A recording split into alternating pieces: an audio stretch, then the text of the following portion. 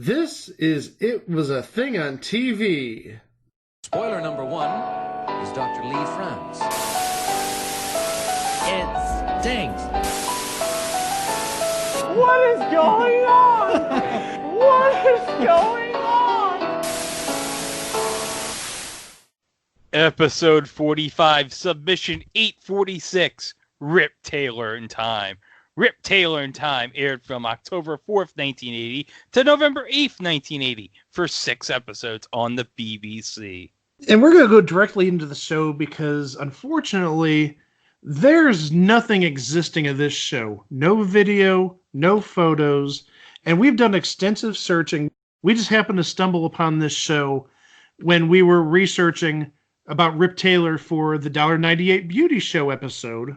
And we found out that he did this in Britain off the popularity of the $1.98 Beauty Show. I didn't realize the $1.98 Beauty Show was popular in Britain. A number of times, shows in the U.S. which didn't really work so well went to other countries and were popular. We mentioned this in the Manimal and Automan episode, where Germany loves Automan, which really is unsurprising. Same with Manimal. Hey, Manimal got its own annual in the UK. Yeah, so it must have done something right. Yep. And also, Alf is like really big in Germany, but also related to Britain. One failed show in the U.S. that actually garnered enough popularity to become a spoof on the Benny Hill show was a takeoff of future installment, The Monte Carlo Show, starring Patrick Wayne. It was actually spoofed on by Benny Hill, called The Monte Carbolic Show. So obviously there was some sort of popularity of the Monte Carlo Show in Britain if Benny Hill did a takeoff of it. And the thing is, it's not unlike what's happened here. Because how many shows have we gotten from overseas? I mean, Downton Abbey, Doctor Who. Yeah. Well, the Great Britain. Anything involving Sharon Horgan. Well, I was also going to say the British Bake Off, the Great British Bake Off. What about Absolutely Fabulous? Absolutely. Fabulous answer. I'm sorry. Oh, I feel bad for saying that. And Chico did it too, so he should feel equally bad. I do. But continue.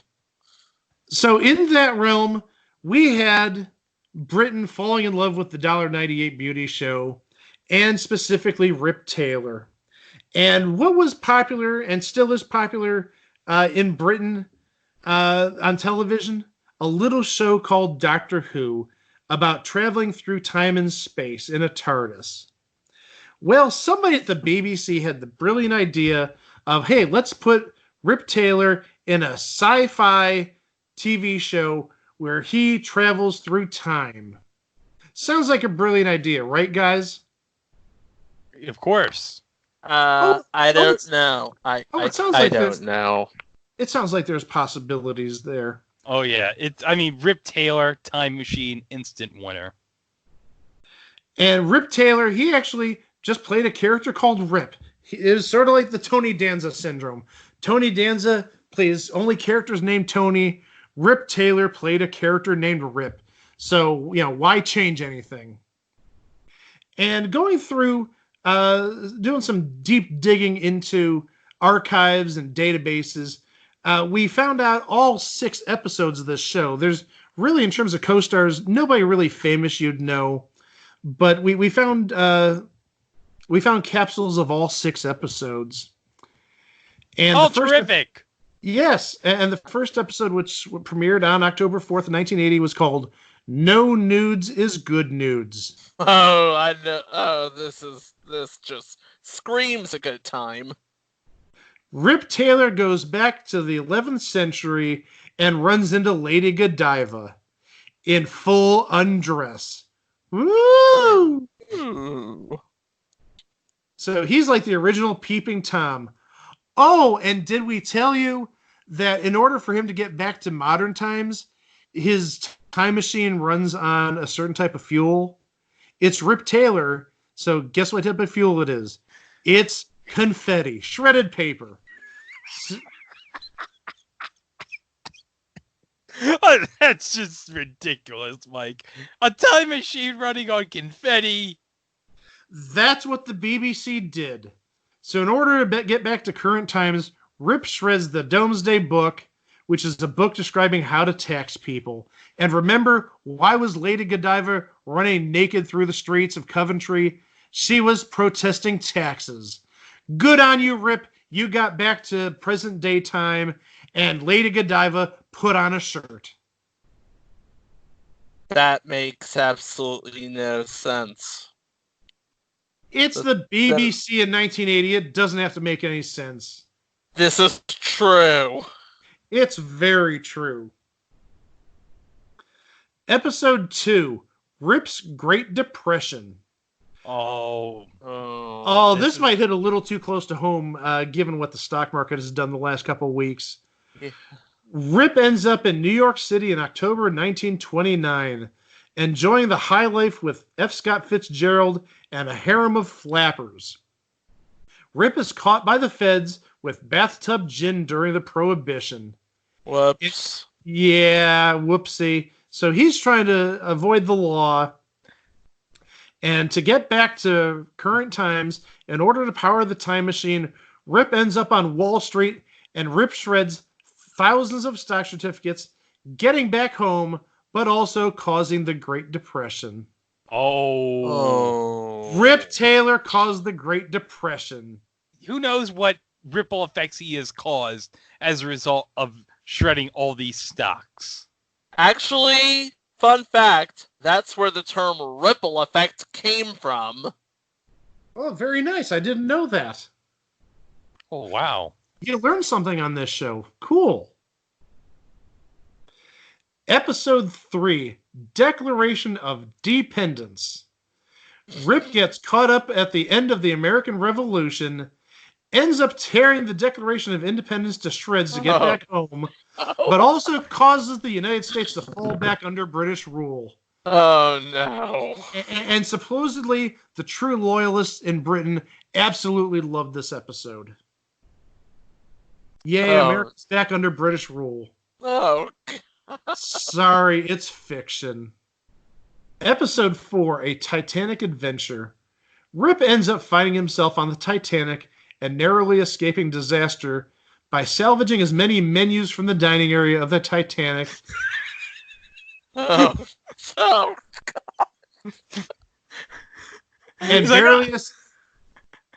and barely escaping death by drowning.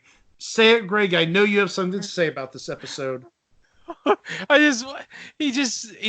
need some paper to get back to modern times, and the boat's sinking. What can I do? Oh my goodness, there's some menus here. I'm gonna rip all the menus. The Titanic had 1,500 passengers. So you gotta figure there's 1,500 menus. Yes. Oh, totally. So it makes total sense. And there's no use for the menus. The ship's gonna sink anyway. Right. Well, it would have been good if Rip actually took somebody with him. But yeah. That would be 1 or 2 less victims. But yeah, at least Rip survived. He got off the boat, barely escaping death by drowning. Unfortunately, guys, Jack Dawson didn't make it. No. Oh. Did he have to figure out whether Jack and Rose would fit on the door? No? Okay. Episode 5, You Sank My Battleship. Oh boy, I could already tell where this is going, and it's scaring me. I'll say him. Well, Rip ends up in 1918 at the conclusion of World War I. I was wrong. Okay, continue. Rip celebrates worldwide peace, but is stuck in a confusing post-war era. Rip struggles to survive for over a year, but gets his lucky break in 1919. In 1919, the Treaty of Versailles was signed, and he ends up ripping the Treaty of Versailles to shreds, enabling him to get back home, but also causing mass chaos throughout the world and the resumption of worldwide fighting. Oh boy. Thanks a lot, Rip. Yeah. Everybody died because of Rip Taylor. Boo. Boo. Well, the last episode, this is sort of an experimental episode. This actually gets into the sci-fi portion in terms of not just time traveling, but actual science fiction. It's episode 6, Rip Taylor in Time and Space. Rip fights the Space Cats in the year 2010 and rips up an intergalactic treaty to power the time machine so he can get back to modern times. Modern times being 1980. Yes, that's so prophetic. 2010 Space Cats? So now we know where Bill Hader and Andy Samberg got the idea for Laser Cats. Yeah, that's crazy. Cats in outer space fighting in an intergalactic war. That's even goofy for the BBC. And they've done, frigging Doctor Who now for going on 60 years. Doctor Who is known for being goofy. Combine that with the goofiness of Rip Taylor, and it's extra goofy. The Space Cats. Boy, I wonder how TC and Benoodles would feel about this. Hey, girls, how do you feel about Space Cats? Oh, TC's asleep on the couch. Oh, TC's giving me a glare. She doesn't like the idea of Space Cats. She doesn't like Space Cats? Go back to sleep. I'm sorry, but TC. No Space Cats for TC. Oh. Yeah. So yeah, unfortunately, this show ended up not surviving. There's no footage. As I said, we had to go through some archives and databases to find some information about this show. Yeah, unfortunately, Ian Levine was too busy saving some of the 1960s episodes of Doctor Who than to bother trying to save this show. Well, can you blame him? I mean, this lasted 6 episodes, and Doctor Who, as I mentioned, is going on almost 60 years, 57 years at this point. Hey, so you got to prioritize. Yeah. Although I'll be honest, I would like to trade whatever existing parts of the Daleks' master plan exist just to see one episode of this show. Well, maybe it's buried in a landfill in Sheboygan. I don't know. Yeah, it's probably somewhere in the English Channel, unfortunately. With the Feast of Stephen. Or maybe they recorded over it. They needed to get an episode of some TV show that we don't care about, like Countdown, or I know that's Channel 4, not BBC, but yeah, they needed to record some crappy game show with Bruce Forsyth. They needed to recycle the tapes for the Generation game. I will not have you badmouth the good name of Bruce Forsyth, good sir. I'll ask for forgiveness after we record this episode. Speaking of that, Chico, do you have anything nice to say about this? Rip Taylor in Time. Rip Taylor ripping up documents for confetti, causing ripples along the space-time continuum that would have to undoubtedly be fixed by another time-traveling BBC resident. In 1980, God help us, it was a thing on TV. Indeed it was. Don't forget, we have all our past episodes and all our social media links, our contact information. It's all at itwasathingontv.com. Go there, listen to the prior episodes. Yeah, occupy your time. I know a lot of us are stuck at home because of the coronavirus outbreak. Yeah, enjoy some past episodes. Maybe you learn a thing or two. And also, while you're looking at past episodes, don't forget, please, rate and review us. And like and subscribe wherever you get your podcasts at. And as always, don't forget to share, because as the kids would say, sharing is caring. And we will be back next week with 2 new episodes, one which Greg already alluded to in the previous episode. Not that there's anything wrong with that, but we're going to have 2 great episodes next week.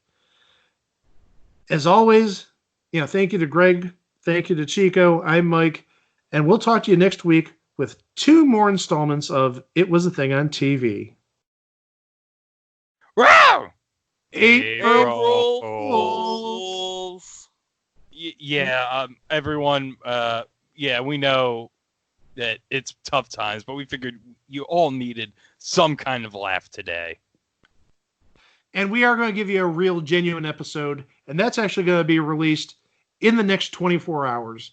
So, yeah, if you liked our little April Fool's stunt, or if you didn't, you're going to get a legitimate episode very shortly. Thank you for listening. We really do appreciate it, and we hope this added some levity during these challenging times.